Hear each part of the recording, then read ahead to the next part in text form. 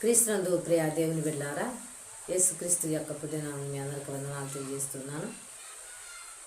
దేవుని యొక్క వాక్యము చదువుకుందామండి.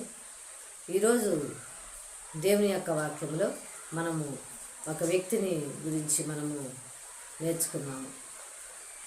ఆ యొక్క వ్యక్తి ఎవరో ఈరోజు ఇప్పుడు వాక్యం ద్వారా తెలుసుకుందామండి.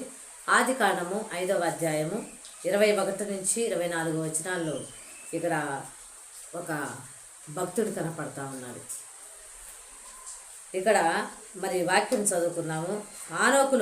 హానోకు అనగా ఆదాము నుండి 7వ వాడుగా ఉన్నాడు, 7వ తరముగా ఉన్నాడు ఆయన హానోకు. అయితే ఈ యొక్క హానోకు దేవునితోటి 365 సంవత్సరాలు అనగా 365 సంవత్సరాలు దేవునితోటి నడుస్తూ దేవునితోటే పరలోకము వెళ్ళినటువంటి వ్యక్తిగా కనపడతా ఉన్నాడు. అయితే ఇక్కడ హానోకు సంసారము, బిడ్డలు, భార్య, కుటుంబం ఉన్నా కూడా ఆయన యొక్క భక్తిని విడవలేదు. దేవునితోటి నడవటం అనేది ఆగిపోలేదండి, సాగిపోయాడు. ప్రియ దేవుని బిడ్డలారా, ఈనాడు చూస్తే ప్రార్థనకి రమ్మన్నా కూడా ఈనాడు ఏమంటున్నారంటే మా పిల్లల్ని చూసి రావాలి, మా పిల్లల దగ్గరికి వెళ్ళాలి, మా పిల్లలకు బాగాలేదు, లేకుంటే మాకు పెళ్ళికి పోవాలి, ఆ ఊరు వెళ్ళాలి, ఈ ఊరు వెళ్ళాలని అంటా ఉన్నారు. ప్రార్థనని వెనకేసి వెళ్తూ ఉన్నారండి. ప్రియ దేవుని బిడ్డలారా, ఆయన హానోకు దేవునితోటి నడిచాడు.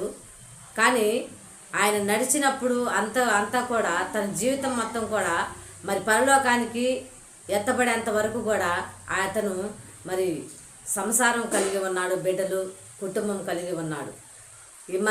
ఏలియా చూసినట్టయితే ఏలియా బ్రహ్మచారిగా దేవుని యొక్క సహవాసం కలిగి దేవునితోటి ఎత్తబడిన వాడు, దేవుని ద్వారా పరలోకము చేరుకున్నవాడు ఏలియా ప్రవక్త. అయితే ప్రియ దేవుని బిడ్డలారా, ఏలియా బ్రహ్మచారి. ఇక్కడ చూసినట్లయితే హానోకు కుటుంబం కలదు. కుటుంబం ఉన్నా కూడా దేవునితోటి నడవటం సాధ్యమైనని నిరూపించినటువంటి భక్తుడు హానోకు, భూమి మీద ఉన్నటువంటి మనుషులలో. తర్వాత ఇంకొకటి చూసినట్లయితే ఆ యొక్క హెబ్రీ పత్రికలో చూసిన అక్కడ విశ్వాసుల యొక్క జాబితాలో ఆయన మొట్టమొదటిగా పరలోకము ఎత్తబడినటువంటి వ్యక్తిగా మనకి కనపడతా ఉన్నాడు. హెబ్రీ పత్రిక 11:5లో ఆయన యొక్క ఆయన అక్కడ చూడవచ్చు. ప్రియ దేవుని బిడ్డలారా, పరలోకము మొట్టమొదటిగా ప్రప్రథముడుగా ఎత్తబడిన వాడు కూడా ఆయనే. యేసుక్రీస్తు ప్రభు వారి కంటే ముందుగానే ఈ యొక్క హానోకు ఎత్తబడిన వాడుగా కనపడతా ఉన్నాడు. తర్వాత ఇంకా చూసినట్లయితే ఆయన యేసు ప్రభు వారి యొక్క ఆయన యొక్క రాకడ గురించి కూడా చెప్పినవాడు, మొట్టమొదటిగా చెప్పినవాడు హానోకు. ప్రియ దేవుని బిడ్డలారా, కుటుంబం కలిగినటువంటి ఈ యొక్క హానోకు భక్తుడు ఎలాగా దేవుని యందు భయభక్తులు కలిగి తన కుటుంబాన్ని సరైన మార్గములో ఆయన తన యొక్క విశ్వాసములో, ఆ యొక్క దేవుని యందు విశ్వాసములో తన కుటుంబాన్ని కూడా నడిపిన వాడిగా కనపడతా ఉన్నాడు. అయితే ఇక్కడ హానోకు వలె మనము కూడా అందరము కూడా ఈ యొక్క వాక్యాన్ని వింటున్నటువంటి మనందరం కూడా హానోకు వలె ఉండటానికి సిద్ధపడదామండి. కుటుంబం ఉండా, తర్వాత మనకి యొక్క బాధ్యతలు ఉన్నా కూడా దేవునితోటి నడవటం అది ఎంతో శ్రేష్టకరమైనని హానోకు భక్తుడు చెప్తా ఉన్నాడు ఈనాడు. అయితే ఇక్కడ చూసినట్లయితే ఆ యొక్క ఆదాముకేమో ముది మనవడు, ఈయన యొక్క కుమారుడు మెతుషెల ఈయన. అయితే ప్రియ దేవుని బిడ్డలారా, ఈయన యొక్క ముది మనవడే నోవాహు గారు. ప్రియ దేవుని బిడ్డలారా, ఆదాము ప్రార్థన ప్రారంభం చేస్తే ఈ భూమి మీద యొక్క హానోకేమో దేవునితోటి సహవాసము నేర్పాడండి. ఆదాము పాపం గురించి మనం ప్రతిసారి జ్ఞాపకం చేసుకుంటా ఉంటాం.